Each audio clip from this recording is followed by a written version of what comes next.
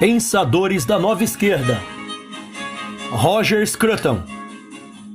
Parte 8. Antônio Gramsci.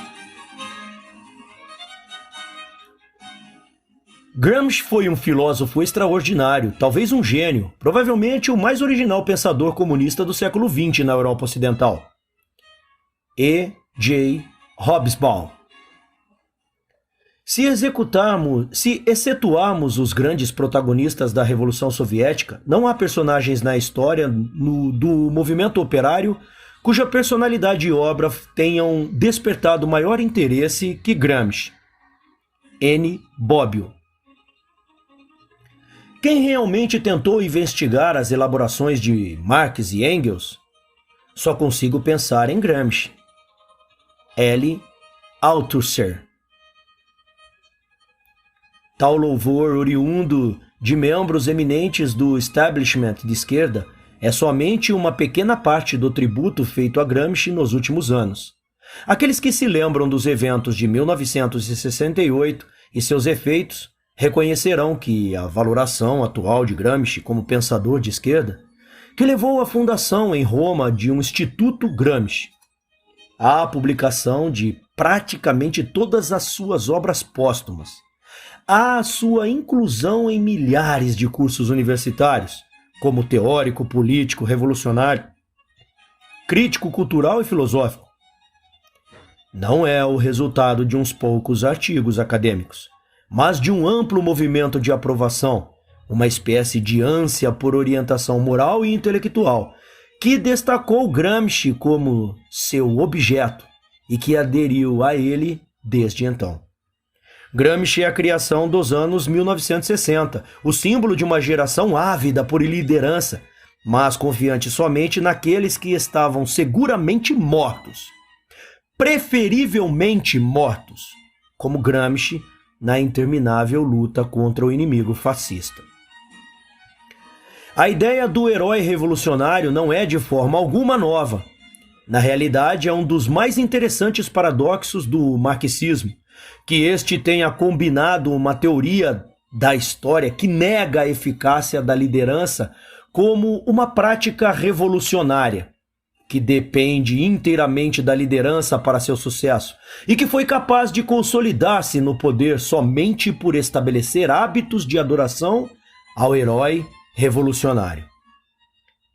Este paradoxo, o problema dos assim chamados grandes homens, como Engels os descreveu, é um que Gramsci, em seus escritos teóricos, abordou diretamente. Mas ele nunca poderia pensar que um dia se ensinaria toda uma geração de estudantes ao vê-lo à mesma luz e com a mesma submissão à crítica com que a ensinaram a ver Mao e Trotsky como um líder, professor e herói das massas revolucionárias. A canonização de Gramsci é de fato da maior importância para aqueles que viriam a compreender a evolução do pensamento de esquerda. Todo desenvolvimento teórico crítico requer uma atmosfera de luta, tal como a que ocorreu em 1968, que ofereça os sentimentos necessários de solidariedade. Mas ele também requer uma figura de ponta, que seja herói ou mártir na causa da revolução. Para qualificar assim uma figura de ponta, não é suficiente ser um líder resoluto. É necessário também estabelecer suas credenciais, como um intelectual, reivindicar alguma contribuição ao pensamento socialista, que ao mesmo tempo explicará e justificará seu papel crítico na prática socialista. As figuras de ponta nos movimentos da esquerda moderna foram, portanto, consistentemente apresentadas como intelectuais, o extraordinário mito concernente ao cérebro de Lenin é somente uma instância de um processo hagiográfico permanente, no qual os pensadores de segundo escalão, tal como o próprio Lenin, são apresentados como protótipos de inteligência e sabedoria, cujas palavras são oráculos e cujos feitos são também revelações. Mais impressionante, talvez, que o exemplo de Lenin é o de Mao, cuja força titânica e cujo gênio militar nunca poderiam tê-lo qualificado para a posição de figura de ponta que teve, se também não tivesse sido possível crer em sua correção teórica e na proeza intelectual expressada nela. Desta forma, toda uma geração de estudantes foi encorajada a estudar obras de filosofia e teoria política que, julgadas de um ponto de vista exterior ao zelo hagiográfico dos admiradores de Mao, parecem ridiculamente ingênuas e repletas de equívocos mais grosseiros. Há outros exemplos: Ho Chi Minh, Che Guevara e Stalin, mas nenhum mais ameaçador do que Gramsci, para aqueles entre nós que eram estudantes nos anos 1960. Gramsci foi para os anos 60 o que Stalin e Lenin foram para os anos 30 e 40. Ele convenceu seus seguidores de que a prática revolucionária e a correção teórica são preocupações idênticas, de que o aprendizado traz a sabedoria e de que a sabedoria é revolucionária, ou seja, ele mostrou que os de esquerda são intelectuais e que os intelectuais de esquerda têm o direito de legislar. Essa ilusão gnóstica, bem diagnosticada por Eric Voegelin, está na raiz do apelo emocional do esquerdismo na Itália, pois não é somente uma casta profundamente enraizada na cultura italiana nacional, há também um sentimento de que não apenas a liderança é necessária, mas também que ela só pode obter suas credenciais da educação e não de qualquer outra fonte. Com uma franqueza surpreendente para o marxista mais ortodoxo, Gramsci devota uma considerável parte de sua obra ao estudo do papel dos intelectuais, admitindo diretamente que eles não são apenas verdadeiros agentes da revolução, mas também que devem sua legitimidade à correção de suas visões. Ele assim sustenta uma das premissas indispensáveis do esquerdismo moderno, a premissa segundo a qual, em virtude de meu conhecimento e inteligência superiores, eu, o intelectual crítico, tenho o direito de legislar sobre você, o homem que meramente prejulga. Em tal pensamento reside a inspiração central da hagiografia marxista, que, enquanto dirigem alguma atenção a esconder os crimes e enobrecer os motivos de seus figurões escolhidos, está tão preocupada em estabelecer suas credenciais intelectuais, quanto em glorificar seus feitos. A súbita canonização de Gramsci depende de certas características de seu destino que o tornaram mais que simplesmente útil aos revolucionários sentimentais dos anos 60. Perdão. Primeiro, ele estava morto. E então, como eu indiquei, incapaz de enganar por meio de sua fraqueza ou abalar por sua força. Os revolucionários dos anos 60 certamente mantiveram sua fé inamovível em Mao Tse-tung, tá? E por extraordinárias contorções foram capazes de ver a revolução cultural como algo mais que uma guerra contra o intelecto. Mas eles mal perceberam que não se deve confiar que os líderes intelectuais respeitem seus seguidores intelectuais. Stalin foi desmascarado e certa suspeita começou a cair sobre Lenin. É verdade que sempre houve Trotsky, mas Gramsci possuía uma vantagem de que Trotsky não poderia lançar mão. Ele não apenas estava morto, mas havia morrido na luta contra o fascismo. É um atestado do extraordinário sucesso da propaganda comunista ela ser capaz de persuadir os intelectuais ocidentais médios de que o fascismo e o comunismo são excludentes, opostos, e de que há uma escala única de ideologia política distanciando a extrema esquerda da extrema direita. Assim, enquanto na verdade o comunismo está na extrema esquerda, é simplesmente mais uma fase ao longo da estrada que todos os intelectuais devem tomar, na medida em que os que estão opostos ao verdadeiro mal de nossos tempos, a visão de extrema direita, é o inimigo fascista.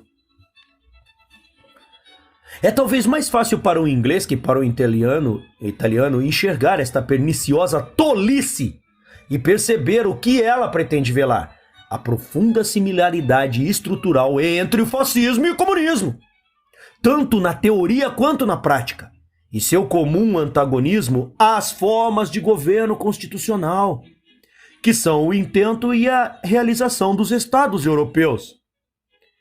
Mesmo se aceitamos a identificação altamente fortuita do nacional-socialismo com o fascismo italiano, falar de um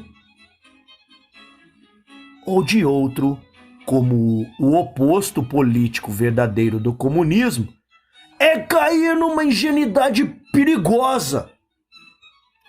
Comunismo, assim como fascismo, envolve a tentativa de criar um movimento popular de massa, unido a um Estado submetido à regra de um partido único, no qual haverá total coesão para um objetivo comum.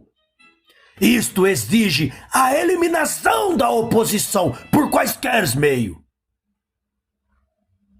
e a substituição da disputa ordenada entre partidos pela discussão clandestina dentro dos limites de uma única elite dominante.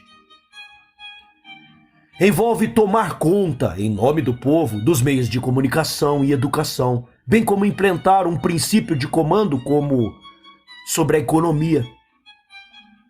Ambos os movimentos consideram a lei muito falível e os parâmetros constitucionais muito irrelevantes, pois são essencialmente revolucionários, governados desde cima por uma disciplina de ferro. Ambos buscam um novo tipo de ordem social, não mediada por instituições, exemplificando uma coesão fraterna e imediata. E na busca desta associação ideal, chamada de fácil pelos socialistas italianos do século XIX, cada movimento cria uma forma de governo militar, envolvendo a mobilização constante e total de toda a população, que não pode mais fazer nem mesmo as coisas aparentemente mais pacíficas: comer, andar, rezar ou se encontrar, exceto no espírito da guerra. A diferença mais importante historicamente é que, enquanto os governos fascistas mais frequentemente chegaram ao poder pela eleição democrática, os governos comunistas sempre fizeram por meio de um golpe de Estado. Acorda, Brasil! A réplica seria que o comunismo, talvez assim, na prática, mas somente seja na prática assim, mas somente porque a prática traiu a teoria. É claro, o mesmo poderia ter sido dito do fascismo, mas foi uma importante estratégia da esquerda e o maior componente da propaganda soviética pós-guerra: contrastar um comunismo puramente teórico com um fascismo realmente existente, de forma a reforçar a visão de que o comunismo e o fascismo são opostos. Ora, porra! Assim, uma promessa de paraíso é contrastada com a realidade do inferno. Há uma proposta dual aqui.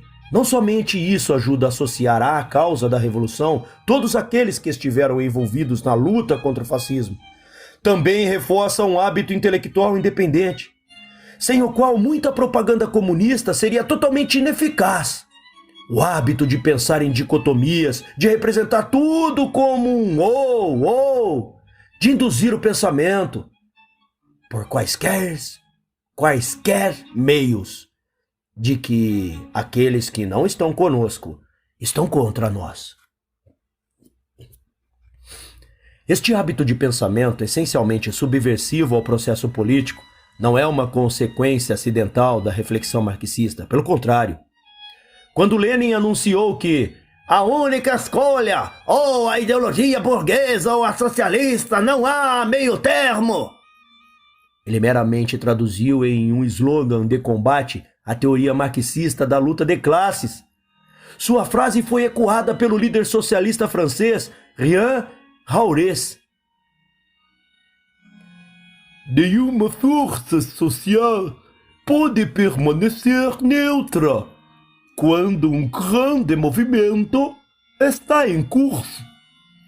Se eles não estão conosco, eles estarão contra nós.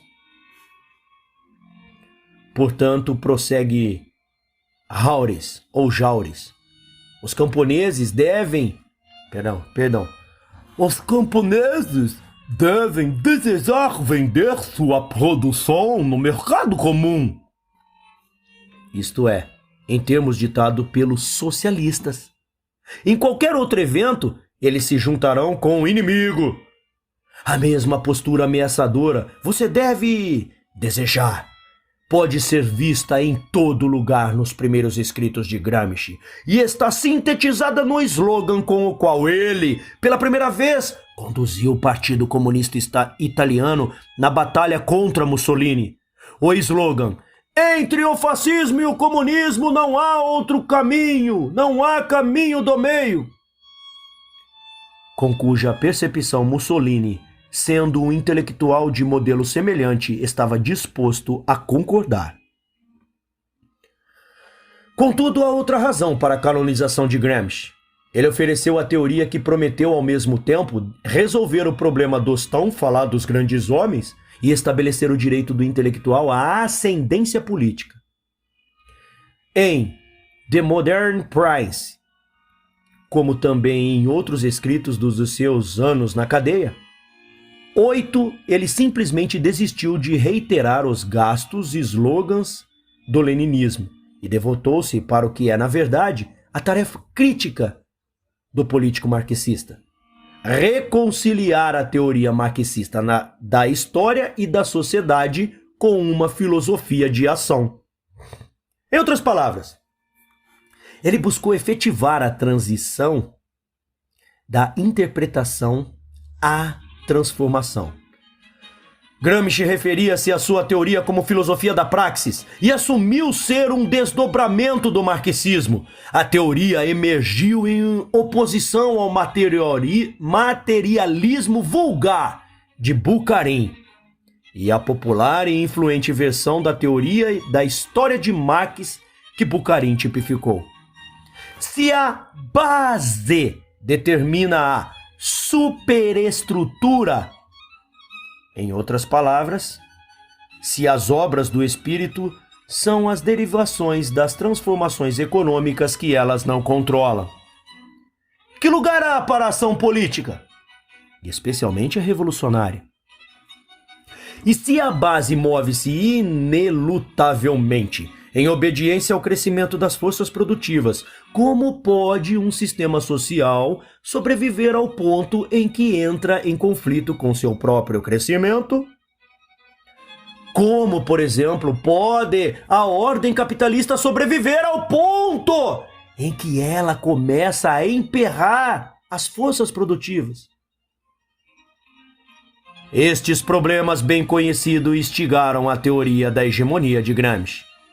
Uma ordem social pode sobreviver através das crises, ele argumentou, por causa da natureza complexa da dominação de classe. Sob o capitalismo, a classe burguesa sustenta o poder não somente porque controla os meios de produção, mas também porque ela estabelece uma hegemonia sobre toda a sociedade civil e o Estado, reservando para si mesma os órgãos do governo e as posições chaves de influência em todas as instituições da sociedade civil. Pausa aqui. Emparelhamento de estatais e instituições públicas. Alguma semelhança com o Brasil? Retornando à leitura.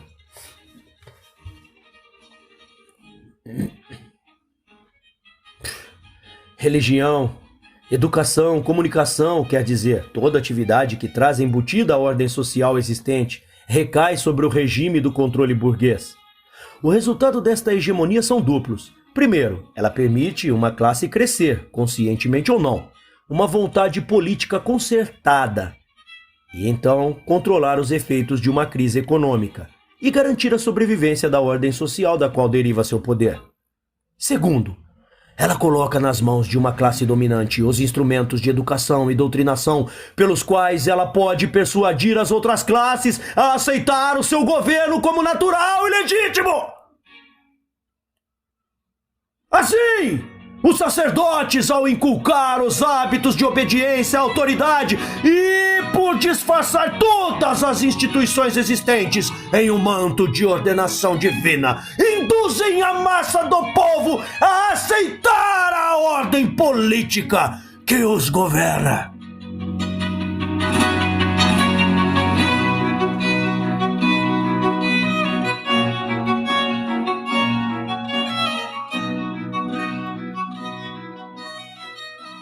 Em virtude dessa influência dual, a classe dominante pode empenhar-se por si mesma em superar as pressões que advêm da base econômica. Mudanças na superestrutura não são, portanto, determinadas somente pelas mudanças na base. A causalidade é, de fato, recíproca. Em outras palavras, a teoria marxista na história, que explica todo o desenvolvimento histórico em termos econômicos, é falsa. O desenvolvimento histórico é tanto o resultado da vontade política, como nossos historiadores burgueses sempre insistiram, quanto o resultado das transformações materiais. É claro, Gramsci não coloca isso deste modo.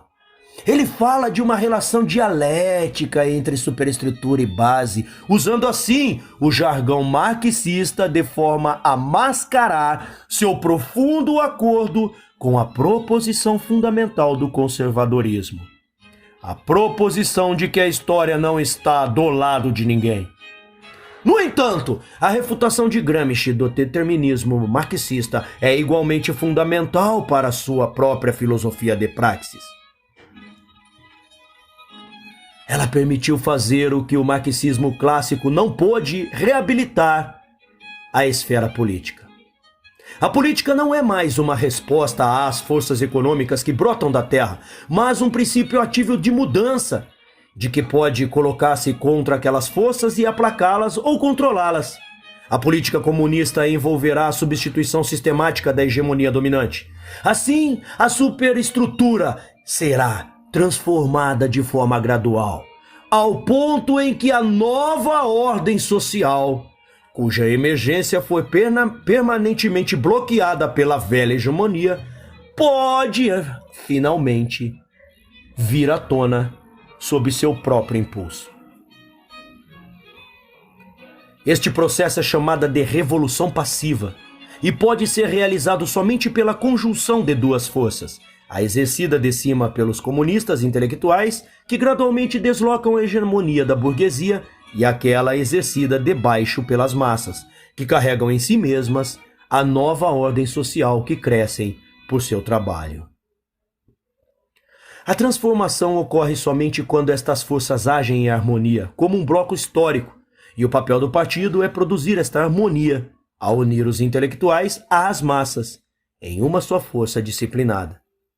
Este partido é o príncipe moderno, o único agente da mudança política verdadeira, que pode transformar a sociedade somente porque absorve em sua ação coletiva todas as menores ações da inteligência e combina-se com a força das massas proletárias, dando força e uma orientação à outra. Assim, o partido deve ser integrado à sociedade civil. Ele deve gradualmente impor sua influência em toda a sociedade e, na realidade, substituir toda a organização que sustenta alguma posição dentro da hegemonia da influência política. Gramsci pensava que este tipo de infiltração sistemática precipitaria a abolição do Estado. Os intelectuais comunistas e as massas estão, acreditava ele, vinculados por uma simpatia instintiva. Isto removeria a necessidade do governo coercitivo e colocaria em seu lugar, por consenso, um governo ideal. Assim, como muitos intelectuais de esquerda, Gramsci não analisa este governo ideal, esta administração das coisas, como Marx a descreveu. Ele então perde todo o poder de persuadir seu oponente, que é cético precisamente com relação aos fins do comunismo e não tem dúvidas sobre os meios. Para o realista que pergunta como, nesta sociedade do futuro, conflitos devem ser acomodados ou resolvidos, Gramsci não tem resposta, pois o comunista divide com o fascista um desprezo primordial pela oposição. A proposta da política não é viver com a oposição, mas liquidá-la. A questão da oposição é, no entanto, a mais importante questão da política moderna. Conflitos entre indivíduos levam, pela livre associação, a conflitos entre grupos, a rivalidades e facções que, inevitavelmente, se expressam em competição por poder. Como essa competição pode ser acomodada? Em particular, como o Partido Comunista responde à oposição ao seu governo?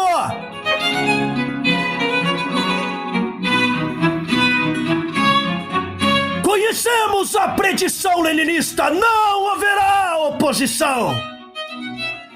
Conhecemos também o método stalinista, no qual tal predição se verificou.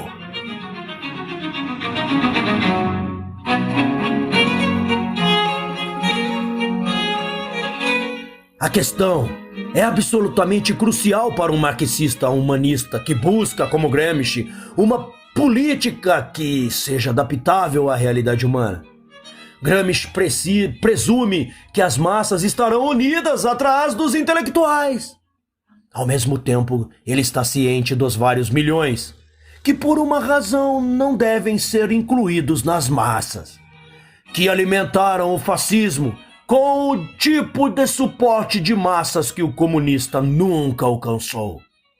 E é, na verdade, a própria realidade histórica do fascismo que mostra a incoerência do sonho comunista. O sonho de uma sociedade sem conflito e oposição. Não porque o primeiro é resolvido e o segundo acomodado, mas porque nenhuma das condições foram obtidas. Presume-se que as condições de conflito são sociais, imodificáveis, dependentes das relações antagônicas de produção. Estas relações contra as quais os marxistas tudo objetam. Mas, se as condições de conflito residem, como elas evidentemente o fazem, na natureza humana, então ter esperanças por sua remoção é acalentar uma esperança inumana e ser levado a uma ação inumana. O apelo da teoria política de Gramsci é evidente. Ele oferece a completa justificação para o intelectual de esquerda em sua ânsia por poder. A revolução, de acordo com Gramsci, não é uma força inelutável que nos empolga, mas uma ação levada a cabo por indivíduos heróicos. Além disso, o intelectual não precisa imergir no proletariado de forma a trabalhar pela revolução. Pelo contrário, ele pode tranquilamente seguir comodamente em qualquer cargo político ao qual tenha sido convidado e trabalhar para a queda da hegemonia burguesa, enquanto aproveita seus frutos. Uma tal filosofia é extremamente útil para o intelectual, cuja visão e paciência seriam severamente desafiadas fora da universidade, e é a filosofia natural da Revolução Estudantil. Adicione-se a isto a fascinante dicotomia do comunismo e fascismo, dicotomia ilustrada pela própria vida heróica de Gramsci. E a imagem está completa.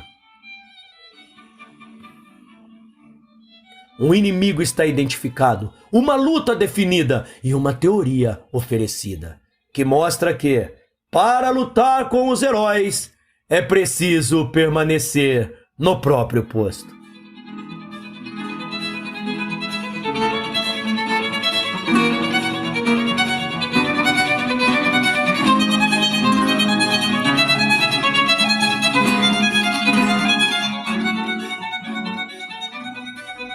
Mas tudo isso, ainda que possa ser agradável para o homem que busca a praxis indolor, levanta considerável dúvida sobre as credenciais marxistas de Gramsci, pois Gramsci não está simplesmente recomendando uma nova sociedade de classes com o partido como um rei filósofo coletivo e com os intelectuais, aproveitando os privilégios que uma vez foram usufruídos pelos oponentes burgueses.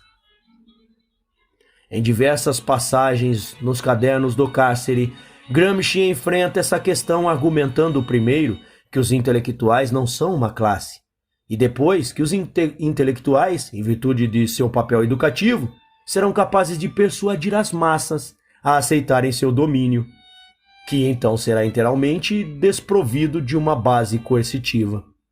Nenhum argumento é plausível, e o tortuoso raciocínio que o sustenta quase não esconde a consciência de Gramsci de que é isso mesmo. Pois a teoria da hegemonia implica a rejeição da definição econômica de classe representada por Marx, ou, no mínimo, ela implica o reconhecimento de que agentes coletivos existem, os quais têm o poder concedido às classes pelo marxismo, e ainda de que são formados precisamente pela unidade de seus propósitos, a qual caracteriza, na visão de Gramsci, a elite intelectual.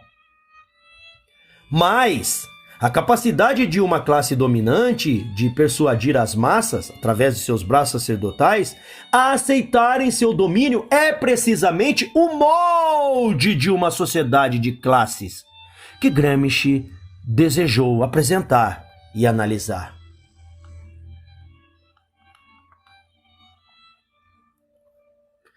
Porque o novo sacerdócio é de algum modo diferente em seus moldes estruturais do velho? Em particular porque é melhor para as massas serem dominadas por uma elite intelectual do que por uma hegemonia de burgueses honestos? É isso? A teoria do partido como príncipe torna completamente claro que o futuro comunista exigirá uma disposição imensa do poder político por parte daqueles nomeados a administrar as coisas.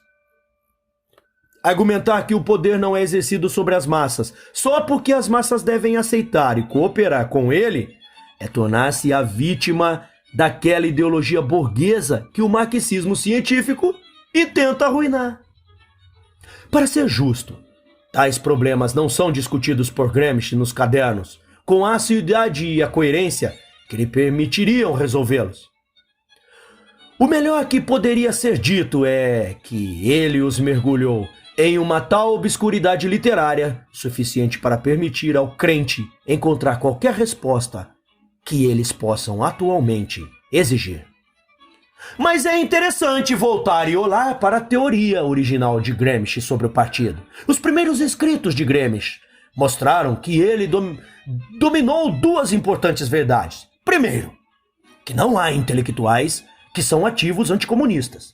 E segundo, que há muitos não intelectuais que estão preparados a serem conduzidos por esses, em oposição aos objetivos do Partido Comunista. Ele inventou uma classe pela qual estas recalcitrantes pessoas poderiam ser designadas. E, já que elas deveriam ser rigorosamente excluídas das massas irreprocháveis, elas teriam de ser membros da burguesia. Aqui nasceu a absurda teoria da natureza burguesa do fascismo, ou, antes, já que era muito claramente o caso de as ordens mais baixas da sociedade estarem mais dispostas a seguir o rival intelectual de Gramsci, Mussolini, a natureza pequena burguesa da ameaça fascista.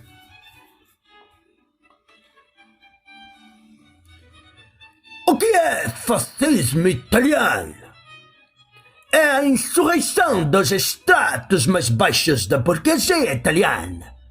O extrato dos inúteis, dos ignorantes, dos aventureiros para os quais a guerra deu a ilusão de seres bons, hein?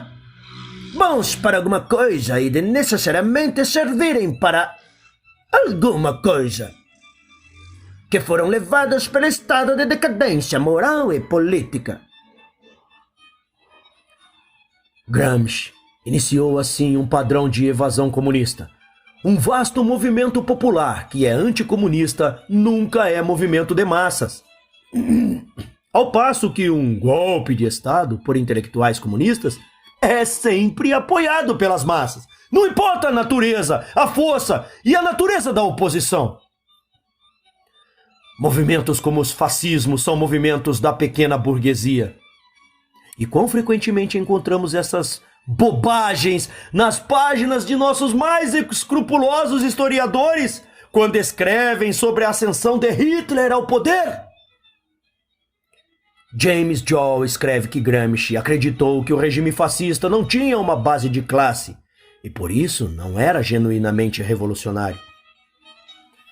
Pelo contrário, Gramsci acreditou que, precisamente porque chegou ao poder, o fascismo deveria ter tal base. Ele inventou um nome para esta classe alienígena que, a despeito do fato de ter abarcado a maioria dos italianos, deveria ser considerada muito distinta das massas, uma mera fração da oposição, que no final da luta de classes seria certamente liquidada.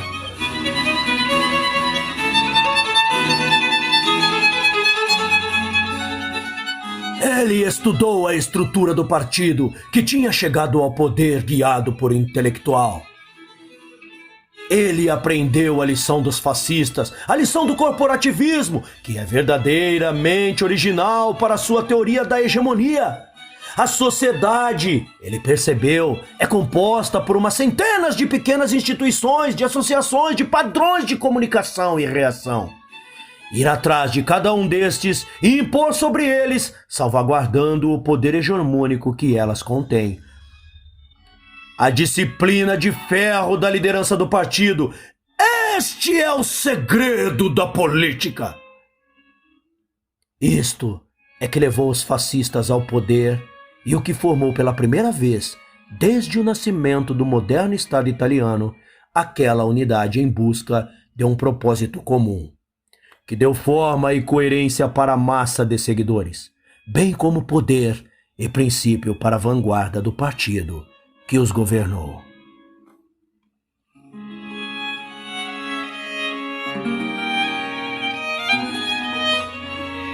Em suma, a teoria dos cadernos do Carcere é a verdadeira teoria do fascismo, do poder que tomou conta da ambição de Gramsci ao percebê-lo em outras mãos.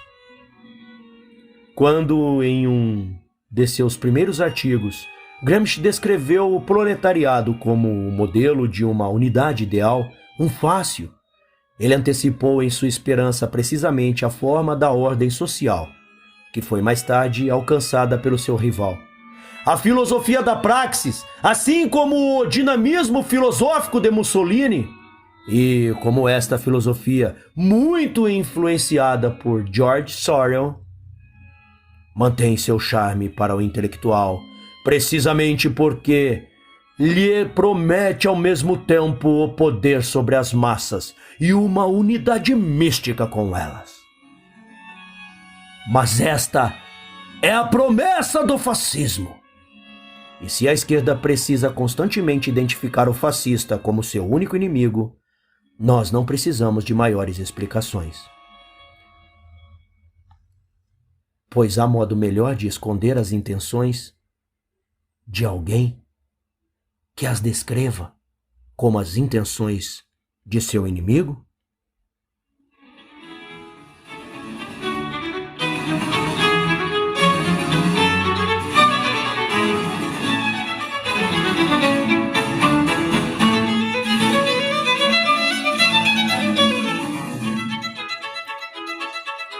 Continua no próximo capítulo.